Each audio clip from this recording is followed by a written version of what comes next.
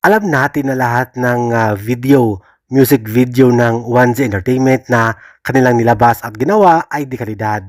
Pero ngayon, ang pinaka-latest na video ng 1Z na emoji na kung saan kaduet ng SB19 si Jolin ng Taiwan. Talagang highest level ang dekalidad, ang pagiging quality ng music video ngayon na nilabas ng 1Z Entertainment na emoji with SB19 at si Jolin Chai.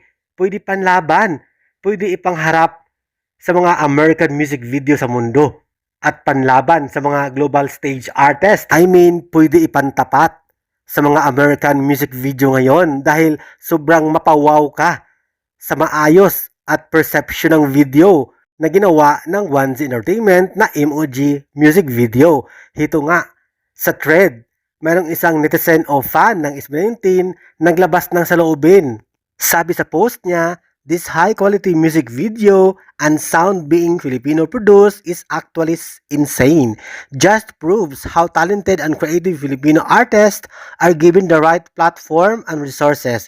Imagine what more can they do with the right amount of support. High time to support lokal. May tama sa ate girl. Dapat ganito ang dekalidad ng mga music video na i-produce ng P-pop industry. Dahil pag maganda ang ating musika, ginagawang music video, ay nakakatulong sa ekonomiya.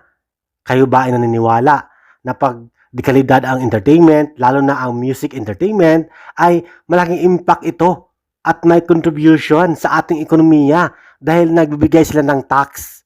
Ang mga singers ng Pilipinas ay nagbayad ng tax sa ekonomiya ng Pilipinas, so makakatulong. The more quality ang entertainment na nilalabas nila ng mga music video, ay the more na mas maraming pera ang papasok at makakabayad ng tax ang mga Filipino artist para sa ikakabuti ng ekonomiya ng Pilipinas.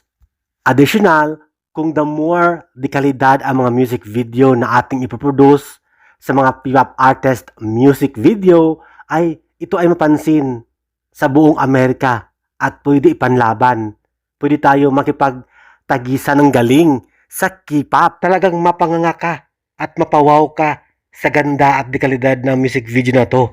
Talagang akalain mo na para siyang gawang American. Ang ganda talaga, lalo doon sa eksena na parang dance break na lahat sila sumasayaw. Lahat ng SB19 boys sumayaw. Ang ganda. Grabe, talagang pang-international talaga ang music video, panlaban.